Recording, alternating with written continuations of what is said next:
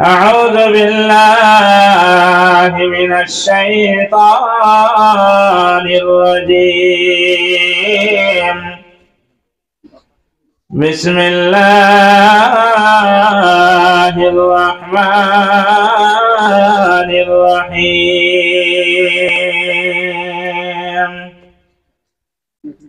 وقل للمؤمنات يغضضن من أبصارهن ويحفظن فروجهن ولا يبدين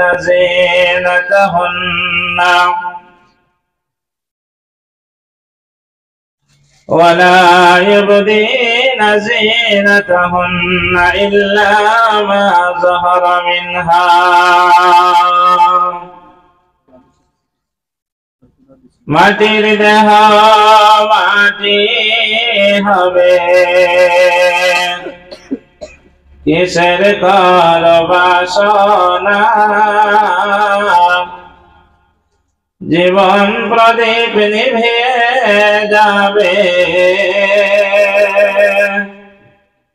আশা মিটবে না রে,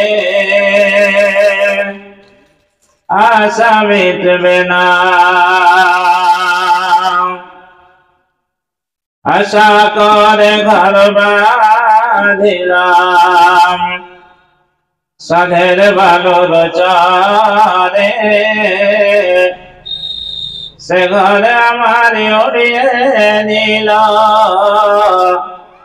সর্বনাশ ঝড়ে। আসলে সবই ফাঁকি, কবর হবে ঠিকানা, আসলে সবই ফাঁকি, কবর হবে ঠিকানা, মাটির দেহ মাটি হবে, কিসের কর বাসনা। কত মানুষ এসেছিল এই দুনিয়া পারে,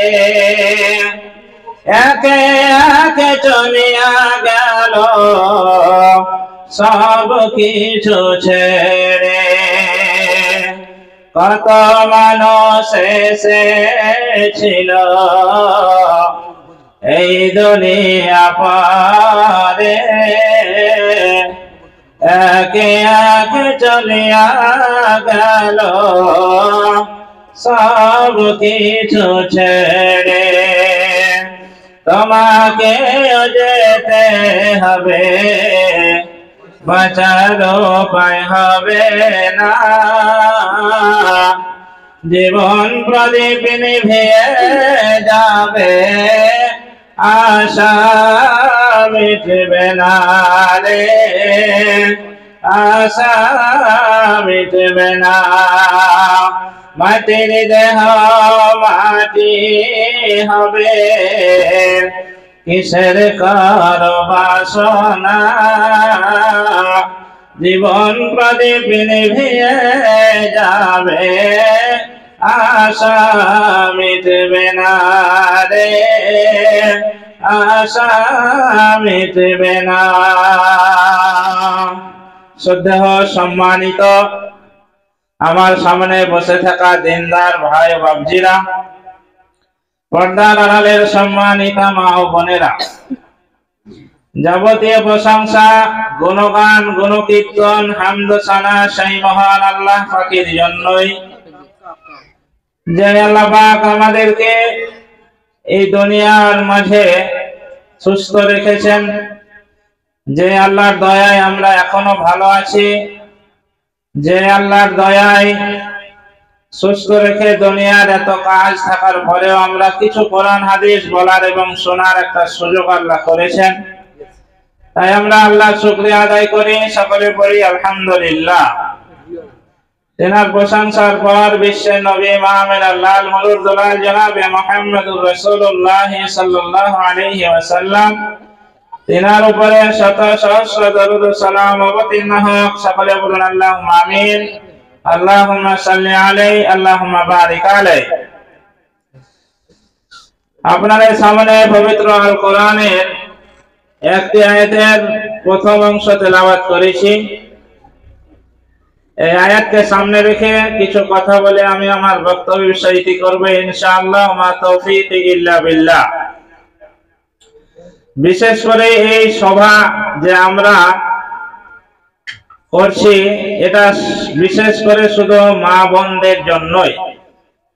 যেহেতু পুরুষদের জুমার খুতবাতে আলোচনা হয়, মহিলাদের কোনো ব্যবস্থা নেই মসজিদে, তার জন্য আমরা এখানে ওখানে কোরআন হাদিসের আলোচনা করে আমরা চাইছি যে মা বোনেরাও কোরআন হাদিস শুনে তাদের আমল ঠিক করে তারাও জান্নাতে যাক। এটা আপনার বাড়ির যে পুরুষ সেও চিন্তা করেনি। আপনি যে জান্নাতে যান এটা আপনার বাড়ির পুরুষও চায় না। মা বোনেরা আপনারা কথা বলবেন না, শুধুমাত্র আপনাদেরকে টার্গেট করে আমি কথা বলবো। আপনার পুরুষও চাই না যে আপনি জান্নাতে যান। আপনি বলবেন কি করে, আপনার পুরুষ নামাজে যায় আর আপনাকে নামাজ পড়তে বলে না, তার মানে আপনাকে জাহান্নামে ভরে দিতে চায়, তার জন্য আপনাকে বলে না। আপনি হয়তো বুঝতে পারেন না। আমরা খেপা মৌলবী সাহেব যারা আছে আর কিছু যুবক ছেলে, এরা তো সমাজের কাছে খেপা, গ্রামের কাছে খেপা, নাকি? এদের কোনো কাজ কাম নেই, দুনিয়ার খেপা। আমরা মায়েরা বোনেরা কি করে জান্নাত দেবে এই চিন্তায় আমাদের ঘুম হয় না। আর আপনার যে পুরুষ যাকে স্বামী মেনে নিয়েছেন, আপনি মনে করছেন সব চাইতে কাছের মানুষ, আপনি মরে দেখেন ওই দুদিন পর আপনার কবরের ধারে কাছে হয়ে যাবে না, ও আর একটা বিয়ে করেও আরামে সংসার করবে। এটাই বাস্তবতা। তাহলে আমরা চিন্তা করেছি যে আপনিও জান্নাতে যেন যান, তার জন্যই এই ব্যবস্থা করা হয়েছে। তাহলে হিসাব করে দেখা গেলে আপনার পুরুষের চাইতেও আমরা কাছের মানুষ। যেহেতু আপনার পুরুষ এখন পর্যন্ত পর্দা করতেও বলেনি, নামাজ পড়তেও বলেনি, যেই দুটা কাজ ফরজ এটা করতেই হবে, এটার ব্যাপারে আপনাকে এখনো 10 বছর সংসার করা হলে এখনো কোনোদিনই বলেনি। তাহলে জানতে হবে আপনার পুরুষ আপনার কাছের লোক নয়, ও আপনার দুশমন এক হিসাবে। যে পুরুষ নামাজ পড়ছে, মহিলা নামাজ পড়ে না, তাহলে জানবেন যে পুরুষ আমার ভালাই চায় না। ও ভালাই যদি চাইতো তাহলে অবশ্যই আমাকে নামাজ পড়াতো। আর আপনাদেরকে নামাজেরই ওয়াজ নসিহত করা হলো এতক্ষণ। আমার ভাই জসিমউদ্দিন তিনি নামাজের ব্যাপারে একবারে দিকলার খোলামেলা কোরআন হাদিস থেকে বললেন। নামাজ না পড়লে কোন রকমের বাঁচার রাস্তা আমরা এখন পর্যন্ত খুঁজে পাইনি। নামাজ ছেড়ে দিয়ে যদি জান্নাতে যাওয়া যেত, আল্লাহর কসম করে বলছি নামাজের জন্য আমরা আলোচনাই করতাম না। কিন্তু আমরা যা দেখছি পড়াশোনা করে, একটা মানুষ ও হাজার আমল যদি করে, সব পৃথিবীর যত আমল আছে সব করছে, কোরআন হাদিস সব মেনে নিয়েছে, কিন্তু নামাজ পড়ে না লোকটা, তাহলে সব আমল বরবাদ। এরকম খেপা দুনিয়াতে বাস করে। যাকাত দেয়, হজ করে এসেছে, দান খয়রাত করে, তারাবির নামাজে যায়, রোজা করে, কিন্তু 5 ওয়াক্তের নামাজ পড়ে না। পৃথিবীর সব চাইতে খেপা হলো ও। যারা নামাজ পড়ে না, রোজা করে না, দান করে না, রোজা করে না, যাকাত দেয় না, তারা তো এক হিসাবে ভালো আছে, ওরা দুনিয়া কামাইছে। কিন্তু কিছু মানুষ ভালো কাজ করে কিন্তু 5 ওয়াক্তের নামাজ পড়ে না, তাদের এই ভালো কাজগুলো কাজে আসবে না। নামাজের আমল আপনার থাকতেই হবে। এর জন্য নামাজের উপরে এত বেশি আলোচনা করে আলেমেরা। যেহেতু দেখতে পাই তারা কোরআন হাদিসের চশমা লাগিয়ে দেখতে পাওয়া যাচ্ছে যে এই লোকটা নামাজ পড়ে না, কিন্তু সমাজে সে লোকটা ভালো। পাড়ার লোক তাকে বলে না লোকটা ভালো, কিন্তু সে নামাজ পড়ে না। আমরা দেখতে পাচ্ছি সেই লোকটা জাহান্নামে, সে জাহান্নামে ঢুকে বসেই আছে। তার জন্য আলোচনা করা হয় নামাজের বেশি। আলোচনা হলো নামাজের, মাশাআল্লাহ যথেষ্ট আলোচনা হয়েছে। মা বোনদের যদি সামান্য বিবেক থাকে তাহলে তারা আজ থেকে নামাজ পড়বে। আর তাদের বিবেকে যদি কুত্তাতে পেশাব করে দেয় তাহলে আমাদের কথা তারা শুনবে না। যেরকম কাজ ছিল আগে সেরকমই থাকবে। এবার যদি আপনি মনে করেন যে না আমরা তো মানুষ, আশরাফুল মাখলুকাত, আমাদেরকে মৌলভী সাহেব এত বড় কথা বললেন, হ্যাঁ আপনাকে বাড়ি করে বলতে এসেছি। আমার কি দরকার ছিল এখানে আপনাকে বলতে আসা? আমার তো ডিউটি মাগরিবের নামাজ পড়া, এশারের নামাজ পড়া, ফজরের নামাজ পড়া। আপনার বাড়িতে তো এসে আমাকে ওয়াজ নসিহতের ডিউটি নয়। আপনার বাড়িতে আসার পরেও যদি আপনার চরিত্রের পরিবর্তন না হয় তাহলে আমাকে তো ভাষা প্রয়োগ করতেই হবে। মানুষ তো কোরআন হাদিস শুনে পরিবর্তন হবে না, গরু ছাগল হবে। আল্লাহ রাব্বুল আলামিন ওই জন্য তো বলেছে যাদের বিবেক থাকার পরেও যাদের বিবেক কাজ করে না, বিবেক অনুযায়ী কাজ করে না, তারা পশুর চাইতেও নিকৃষ্ট, মানে কুকুরের চাইতেও আপনি নিকৃষ্ট। আপনার বিবেক আছে, এত কোরআন হাদিস আপনাকে শোনানো হয়, তারপরেও আপনার চরিত্রের পরিবর্তন ঘটে না, মানে আপনি পশুর চাইতে নিকৃষ্ট। এটা আল্লাহর কথা, আমার কথা নয়। তাহলে আল্লাহ আপনাকে এত কিছু দেওয়ার পরেও আল্লাহর কথা আপনার ভালো লাগছে না। সামান্য দুনিয়াতে আমরা কিছু মানুষকে কিছু দিলে স্বার্থে দিই আমরা। আপনারা যে আমাকে বেতন দেয় স্বার্থে না বিনা স্বার্থে? আমি যদি 3 দিন ডিউটি না করে গজদর পাড়ার লোক চেহারা দেখে বেতন দিবে আমাকে? 4 দিনকার দিন বলবে চলে যাও মৌলভী সাহেব, হইলো না। তাহলে আমাকে বেতন দেওয়া হচ্ছে স্বার্থে, যে আমাদের 5 ওয়াক্ত নামাজ পড়াবে, জানাজা কেউ মরলে পড়াবে, তার বেটি রাত 12টায় পালে যাবে, মৌলভী সাহেব বিয়ে পড়াবে। এই জায়গা রাখেনি আমাকে, হাসান কেন কথা বাস্তব। এই লেগেই তো আপনারা রেখেছেন আমরাকে। তাহলে এই ডিউটিগুলো আমরা করতে হচ্ছে। যদি আমি না করি তাহলে আপনি আমাকে বেতন দিবেন না, খাবারও দিবেন না। তাহলে আল্লাহ যে আপনাকে প্রতিদিন 16 কেজি করে অক্সিজেন দিচ্ছে, যে শ্বাস প্রশ্বাস নিচ্ছেন, এটা এমনি এমনি চলে আসছে? যখন মানুষ আইসিইউতে ঢোকে, হসপিটালে যখন মানুষ অসুস্থ হয়, শ্বাস প্রশ্বাসের যখন নিতে পারছে না, কষ্ট হয়, তখন অক্সিজেন ভিড়ায় না? ওই অক্সিজেন মানে এটাই, যেটা ফাঁকাতে আপনি নিচ্ছেন, বের হচ্ছে, ঢুকছে, আপনি বুঝতে পারেন না।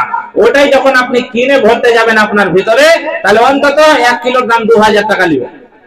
তাহলে 16 কেজি করে একটা মানুষকে আল্লাহ প্রতিদিন অক্সিজেন দিচ্ছে। যদি 2000 করে হয় তাহলে 32,000 টাকা খালি অক্সিজেনই আল্লাহ দিচ্ছে আপনাকে 24 ঘন্টায়। তাহলে সামান্য আপনি 10-12 হাজার টাকা বেতন দিয়ে যদি 24 ঘন্টা আমার কাছে ডিউটি নেন, তাহলে আল্লাহ তো বলছে তোকে 24 ঘন্টা ডিউটি করতে হবে না, তুই খালি আসবি 5 বার, আমাকে একবার স্মরণ করে নামাজ পড়ে চলে আবার দুনিয়াতে ইনকাম কর। কিন্তু আপনাকে এখানে যদি থাকতে লেগে, এখানকার যদি আমি বলি যে আজকে থেকে একটা মিশনে পড়াবো সমাজকে, যদি বলি যে 10টায় যাবো আর 4টায় আসবো, জোহর আসর পড়াবো না, রাখবেন? আপনি রাখবেন না। 24 ঘন্টায় ডিউটি নিব।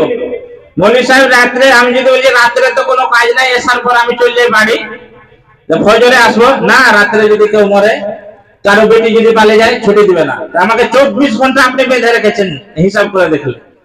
আল্লাহ বলছে আমি 24 ঘন্টা নয়, তুই দিনে 5 বার যাবি, ওখানে আমাকে স্মরণ করে আবার তুই দুনিয়ার কাজে চলে।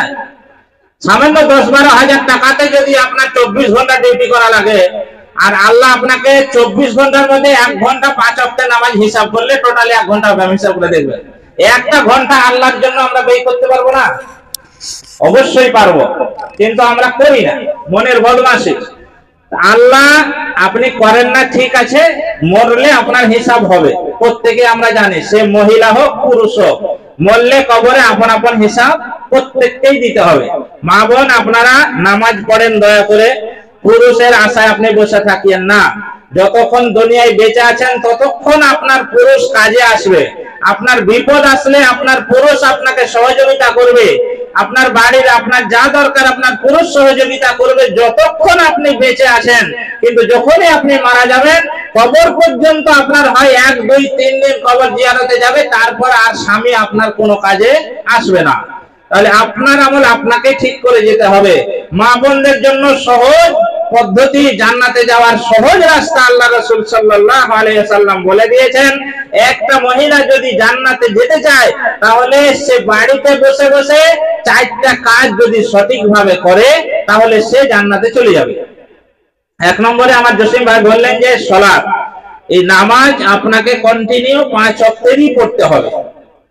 2 নম্বর আপনাকে পর্দা করতে হবে, যেই জিনিসটার চরম অভাব আমাদের সমাজে। হাইরে মেয়েদের চলাফেরা রাস্তায়, আল্লাহ যে নামাজ যেমন ফরজ করেছেন, পর্দাও ফরজ করেছেন। আল্লাহ রাব্বুল আলামিন পবিত্র কোরআন শরীফের মধ্যে বলছেন, ওয়াকুল্লিল মুমিনাতি ইয়াগযুযনা মিন আবসারিহিন্না ওয়া ইয়াহফাযনা ফুরুজাহুন্না ওয়া লা ইবদিনা যিনাতাহুন্না। আল্লাহ রাব্বুল আলামিন বলছেন, মুমিন স্ত্রীদেরকে বলুন তারা যেন নিজেদের চোখকে নিম্নগামী রাখে, নিজেদের লজ্জা স্থানের হেফাজত করে, আর নিজেদের সাজসজ্জা যেন পর পুরুষকে না দেখায়, নিজের সাজসজ্জা করে যেন রাস্তাঘাটে না বেরোয়।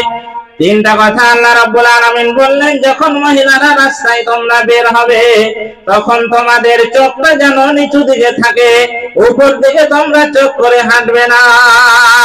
2 নম্বরে তোমাদের লজ্জা স্থানের হেফাজত করো, তোমাদের বডি তোমাদের পুরুষ ছাড়া অন্য কেউ যেন না দেখতে পায়, তোমাদের পুরুষ ছাড়া রাস্তার কোনো পরপুরুষ যেন না দেখতে পায়। আর সাজসজ্জা করবে কিন্তু তোমার পুরুষের জন্য, কোনো অপর পুরুষের জন্য তোমরা সাজগোজ করে রাস্তায় বের হবে না। তিনটাই আমরা অমান্য করি এখনকার মা বোনেরা যখন রাস্তায় চলাচল করে। আগেকার মা বোনদের আমরা দেখেছি যারা এখনো বয়স্ক মা আছে, 60 বছর 65 বছর বয়স যাদের আছে, এখনো রাস্তায় যখন তারা হাঁটে, রাস্তার সাইড দিয়ে তারা হাঁটে দেখতে পায়। কোন মৌলভী সাহেব দেখলে, কোন মানুষ দেখলে তারা দেওয়ালের দিকে সেটে যায়, মুখটাকে ঢেকে নেয়। কিন্তু এখনকার যে ইয়ং ছেলে মেয়েরা, যখন যুবতী মেয়েরা রাস্তায় চলাচল করে, এখন যারা নতুন বউ হয়ে গ্রামে আসে, তারা রাস্তায় যখন চলাচল করে তখন তাদের চোখটা নিম্নের নিচে দিকে থাকে না, তাদের চোখটা রাস্তায় যেমন বাড়ি বের হবে সঙ্গে সঙ্গে রাস্তার চারদিকে তাদের চোখ চলে যায় কে কোথায় বসে আছে। আল্লাহ বলছেন লজ্জা স্থানের তুমি হেফাজত করো। আমরা আমাদের বডিটাকে পুরুষকে না দেখি, আমরা পর পুরুষকে বেশি দেখাই। পর পুরুষকে আমাদের মা বোনেরা নিজের শরীর দেখাতে আনন্দ পায়। তার বাস্তব উদাহরণ দেখবেন, ওরা সাজগোজ করে বিয়ে বাড়িতে যেতে বেশি ভালোবাসে। বিয়ে বাড়িতে দেখবেন ওরা যা সাজগোজ করে, সুবহানাল্লাহ।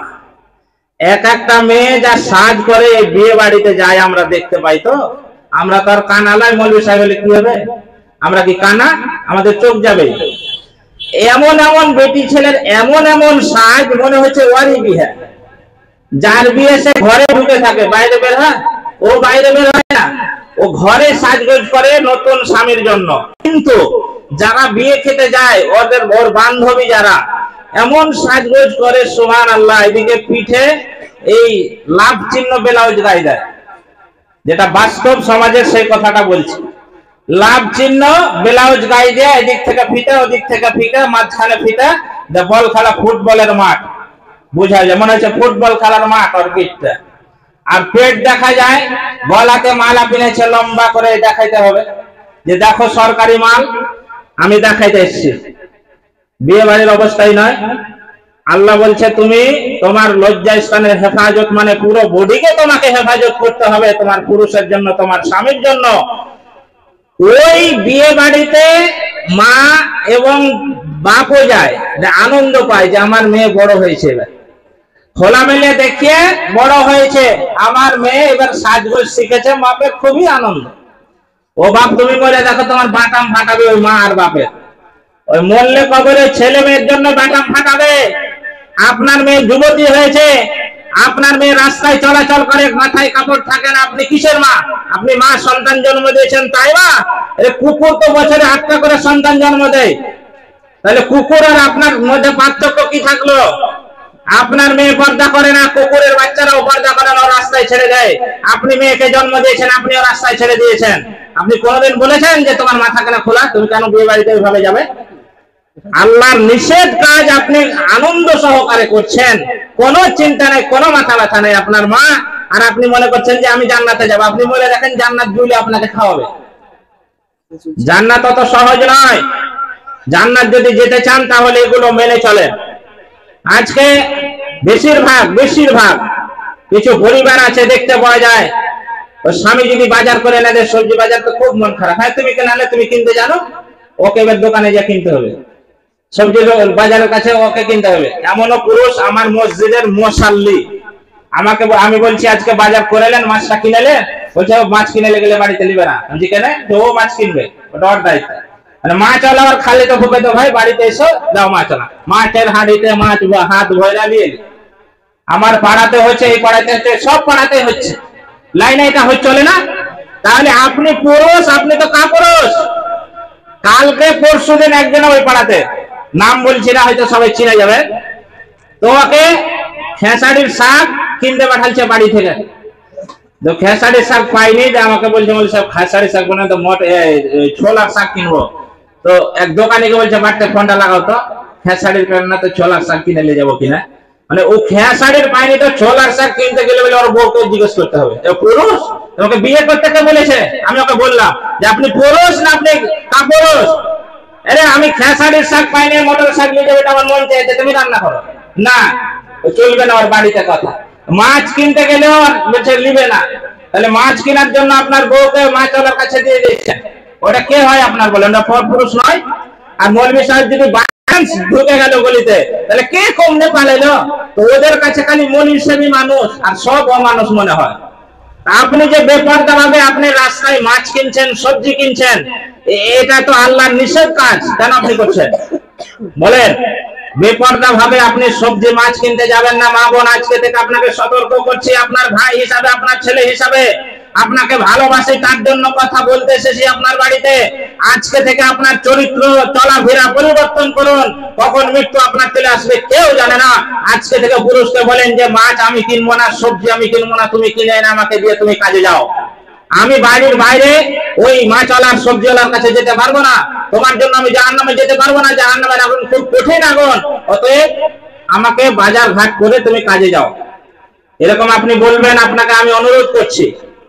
আল্লাহ রাব্বুল আলামিন আরেকটা কথা শেষের সময় বললেন যে সাজগোজ করে তোমরা রাস্তায় বের হবে না, জাহেলিয়াতের যুগের মেয়েদের মতো।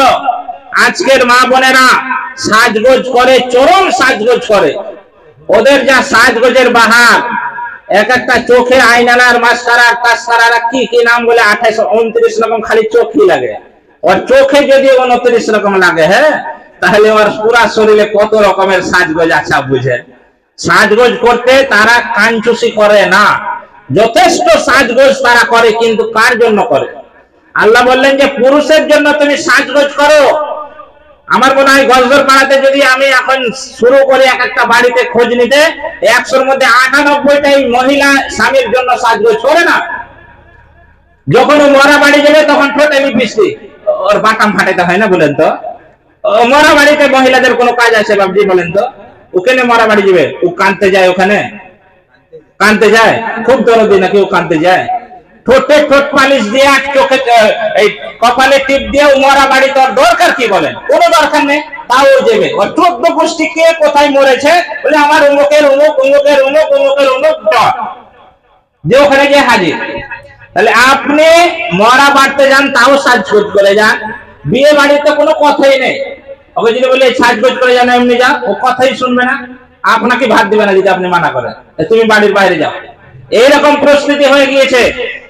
পুরুষকে খুশি করার জন্য কোন মহিলা যতক্ষণ পর্যন্ত সে সাজগোজ করবে, আল্লাহ তার আমলনামায় নেকি লিখে দিবে যে হ্যাঁ, পুরুষকে খুশি করার জন্য এই মহিলাটা সাজগোজ করেছে। এরকম মহিলা খুবই কম আছে যে রাত্রিবেলা পুরুষটা এলো কাজ কাম থেকে, একটু সাজগোজ করা, পুরুষকে একটু আনন্দ দেবো, আমার দিক দেখে জানো পুরুষটা আনন্দ পায়, এরকম চিন্তা ভাবনা নেই। ও অনেক পুরুষ আছে, মহিলা আছে যেন ও বাড়ির বাইরে রাত 12টায় আসুক, কোনো অসুবিধা নেই, ওর কোনো খেয়াল নেই, ওদিকে ধ্যান ধারণা নেই, স্বামীর প্রতি তাদের কোনো আগ্রহ নেই, স্বামীর প্রতি ভালোবাসা তাদের দিন দিন হারিয়ে যাচ্ছে। এর কারণে আজকে অনেক স্বামীকে দেখা যায় অন্য নারীর সঙ্গে তাদের সম্পর্ক হয়ে যায়। আচ্ছা মা বোন, আপনার স্বামী যে অন্য পুরুষ অন্য নারীর সঙ্গে সম্পর্ক হয়েছে, এর কারণ কি আপনি একবার ভেবে দেখেছেন? এর কারণ আপনাকে আমি বলছি, পুরুষ হিসাবে আপনার কাছে যা আল্লাহ দিয়েছে সম্পদ, ওই মহিলাটার কাছে সেই সম্পদ দিয়েছে, কিন্তু আপনাকে ছেড়ে পর নারীর সঙ্গে আপনার স্বামী কেন সম্পর্ক করেছে? যে আপনার কাছে আগ্রহ, আপনার কাছে ভালোবাসা, ওই জিনিসটা পায় না। বাড়িতে সারাদিন কাজ করে এসে সন্ধ্যায় বাড়িতে এসে যে আপনি খিচখিচ শুরু করে দিলেন, হ্যাঁ এটা করনি, ওটা করনি, এই করো, ওই লাগবে, এই লাগবে। লোকটা বাড়িতে কাজে এলো, তাকে পানি দেন, একটু গরমের দিন হলে বাতাস করেন, তার সঙ্গে দুটো হাসি মুখে কথা বলেন, এটাও তো একটা ইবাদত, ইবাদতের মধ্যে গন্তি পড়বে। এইগুলো করার কোনো ধ্যান ধারণা নাই। যখনই বাড়িতে আসে তখনই বইয়ের মুখ বাংলার 5, তখনই আর পুরুষেরা ঠিক থাকতে পারে। আর আরেকজনা তো সে মিষ্টি মিষ্টি কথা বলছে, তখন ওর দিকে ঘুরে যায়। এটাই হচ্ছে কারণ। আমার বাস্তব লাইফ থেকে, জীবন থেকে আমি যেটা উপলব্ধি করতে পেরেছি, যে বাস্তব লাইন হলো যে বইয়ের কাছে ভালোবাসা না পাওয়ার কারণে অন্য মেয়েদের সঙ্গে পুরুষের লাইন করে। না হলে আপনাকে ছেড়ে অন্যজনের কাছে কেন যাবে? আপনি এটা খেয়াল রাখবেন, এটা আপনার আল্লাহ রাব্বুল আলামিনের হুকুম। পুরুষের জন্য আপনি সাজগোজ করেন, যেরকম ভাবে পারবেন আপনি সাজগোজ করেন, কোনো অসুবিধা নেই। আর নিজেকে জাহান্নামের আগুন থেকে যদি বাঁচাতে চান, তাহলে আপনি নিজেকে পর্দার ভিতরে রাখুন। মা বোন, রাস্তায় যখন হাঁটবেন তখন বোরখা আপনি কিনেন, যুবতী মেয়েটাকে আপনি বোরখা পরান। ওই যুবতী মেয়ের কারণে মা বাপ জাহান্নামে যাবে কাল কিয়ামতের মাঠে। এখনো সময় আছে, আপনাকে সতর্ক করছি। রাস্তায় আপনাকে বের হতে আমি নিষেধ করছি না, কিন্তু রাস্তায় যখন বের হবেন তখন পর্দার সহকারে যেন আপনার শরীর অন্য পর পুরুষ না দেখতে পায়, এইভাবে আপনি বের হওয়ার চেষ্টা করুন। বাড়িতে নামাজ পড়ান ছেলে মেয়েদেরকে এবং নিজে নামাজ পড়ুন। আর রাস্তায় যখনই বের হবেন দরকার হিসাবে আপনি নিজের শরীরকে ঢেকে বের করুন। আমরা বোরখাটা এমন মনে করেছি, আমাদের সমাজে এরকম ভাবেই চালু আছে যে বোরখা তো তারা পড়বে যাদের 60 বছর বয়স হয়ে গেছে, তারা বোরখা পড়বে। এখন আমার 18 বছরের মেয়ে, ও কেন বোরখা পড়বে? আর 60 বছর যে মহিলাটার বয়স, ওর বোরখা পড়ার কোনো কাজ আছে? ওর দিকে কেউ তাকাবে খারাপ উদ্দেশ্যে? কেউ তাকাবে না। আপনার 18 বছরের মেয়েটা যে রাস্তা দিয়ে যাচ্ছে, ওটাকে দেখার জন্য যুবক ছেলেরা রাস্তায় বসে থাকে। আর আপনার মেয়েকে কিছু বললে আপনি সমাজে নালিশ দেন। আমি তো সমাজের মডেল হলে আপনার বাটা মাকে আপনার ফাটাতাম, পিঠের চামড়া আপনার তুলতাম, তারপরে যুবক ছেলে যা হতে হতো। আপনি তো রাস্তায় আপনার মেয়েকে খোলা ছেড়ে দিলেন, চলে যাই স্কুল। তাহলে আপনি যদি আপনার মেয়েটাকে ঢেকে পাঠাতেন রাস্তা দিয়ে, কোন যুবক কোন বোরখা বলে মেয়েকে ইফটিজিং করেছে শুনেছে কেউ? যে কোন বোরখা বলে মেয়েকে কোন যুবক ছেলেটাকে উত্তপ্ত করে না। আপনার মেয়েটাকে তো আপনি খোলা ছেড়ে দিলেন, যুবকেরা দেখবে না তো কি করবে? পুরুষদের তো মহিলা দেখার জন্য আল্লাহ রাব্বুল আলামিন এটা তার স্বভাব করে দিয়েছেন, পুরুষেরা মহিলা দেখলেই দেখবে, এটা তো স্বাভাবিক কথা। কিন্তু মহিলাদেরকে তো ঢেকে রাস্তায় চলাচল করতে হবে। আপনি কেন ঢেকে আপনার মেয়েকে পাঠালেন না বলেন? এর জন্য দায়ী তো আপনি। প্রত্যেকটা মা বাবা যদি আমরা আজকে এটা চিন্তা করি যে আমার মেয়েকে, আমার স্ত্রীকে কোন মতে বেপরদা ভাবে রাস্তায় আমি বের হতে দিব না, প্রত্যেকটা গার্জেন যদি আমরা এটা মনে করি, তাহলে এই দুদিনে গজদর পাড়া ঠিক হতে দেরি লাগবে না। আজকে অশান্তির মূল হচ্ছে আমাদের মা বোনেরা, সমাজের এই পরিবারের প্রত্যেকটা পরিবারের অশান্তির মূল হচ্ছে আমার মা বোনেরা। আজকে মা বোনদের কাছে এই পরিবারের দায়িত্ব চলে গিয়েছে, ওরা যেটা বলবে সেটাই। ওরা এখন প্রধানমন্ত্রী, ওরা এখন মুখ্যমন্ত্রী। পুরুষদের কোনো কথা পরিবারে চলছে না। হ্যাঁ, পুরুষদের কথা পরিবারে চলছে না। আপনাকে আরেকটা কথা আমি বলি, মা বোন খুব ভালো করে শুনেন এই কথাটা, শেষ কথা, টাইম আর নেই, আজান হয়ে যাবে। এই শেষ কথা আপনাকে আরেকটা ওসিয়ত করছি, যেটা জসিম ভাই একটু সামান্য তুলে ধরেছেন উদাহরণস্বরূপ, যে এই পাড়া তো আছে, প্রত্যেকটা গ্রামে যে চালু হয়েছে একটা জঘন্যতম কাজ, সেটা হলো গ্রুপ লোন। এই গ্রুপ লোন কিন্তু কোনো পুরুষকে দেয় না, দেয়? কাকে দেয়? মহিলা ছাড়া। এরা কত চালাকের চালাক আপনি চিন্তা করেন ভাবছি একবার, ভালো মাথায়, একবার ফ্রেশ মাথায়। আচ্ছা, মহিলাকে কেন দেয় এটা একবার চিন্তা করেন, যে কেন মহিলাকে গ্রুপ লোন দেয়? মহিলা ইনকাম করতে যায় না ওই পুরুষটা ইনকাম করে টাকাতে দেয়? তাহলে পুরুষটা ইনকাম করে টাকা দেয়, তারপরে পুরুষকে সে দিবে না।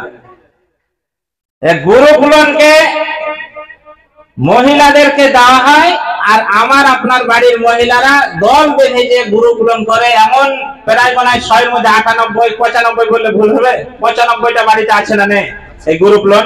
মানে কিছু একটা হলে লেলে গ্রুপ লোন। আচ্ছা, আগেকার যুগে এগুলো ছিল, তাদের সংসার চলেনি। এই যে আমার বাপজি আছে ছিল, তো সংসার ওদের আটকে ছিল, যথেষ্ট 5টা 7টা ছেলে মানুষ করেছে, মেয়ের ছেলের বিয়ে দিয়েছে, ওরা তো লোনই, গ্রুপ লোনই বুঝতো না। তাহলে তাদের সংসার চলেছে, আর আপনি মনে করছেন যে আমার একটু বিপদ পড়েছিল গ্রুপ লোন নিলে, ওটা যে আপনাকে সুদের সঙ্গে জড়িত করে দিল। আপনার নামে যে গ্রুপ লোন হলো, এর হিসাব তো আপনাকে দিতে হবে কিয়ামতের মাঠে। মা, আমার বোন, আমার খালা, আপনারা যারা গ্রুপ লোনের সঙ্গে জড়িত আছেন, তাদেরকে বলছি, জাহান্নাম থেকে যদি বাঁচতে চান তাহলে অতি সত্বর এই গ্রুপ লোন আপনি ছেড়ে দেন।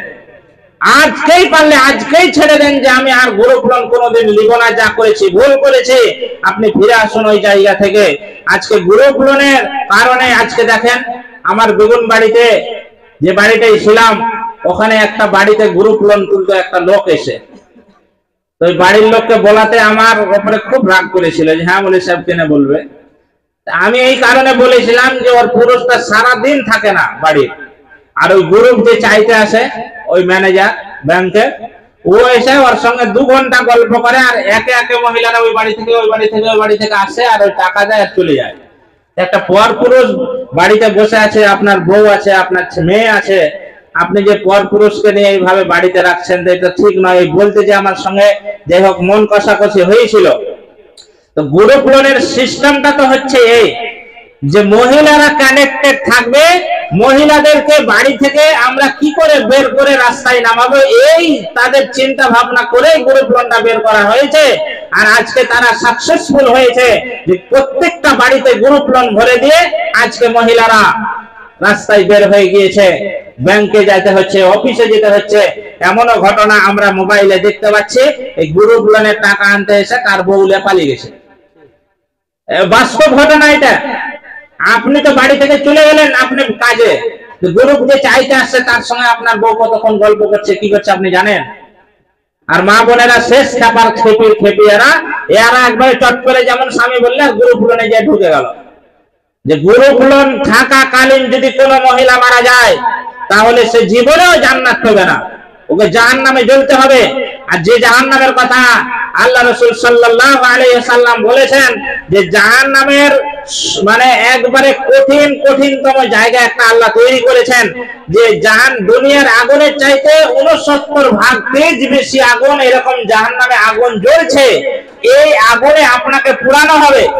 এই গ্রুপ লোনের কারণে, বেপরদা থাকার কারণে, বেনামাজি থাকার কারণে এই জাহান্নামের সেদিন আপনি কি করে সহ্য করবেন বলেন? আজকে আপনি বেঁচে আছেন, আপনার বাড়িতে আমি কোরআন হাদিস শোনাতে এসেছি, আপনাকে নামাজের ব্যাপারে, পর্দার ব্যাপারে, স্বামীকে গুরুত্ব দেওয়ার ব্যাপারে, এই মহিলা মা বোন যারা এসছেন এই 4টা কাজ যদি আপনি করেন, স্বামীর গুরুত্ব আপনি দিবেন। স্বামী কি জিনিস আপনি হয়তো এখন বুঝতে পারেন না।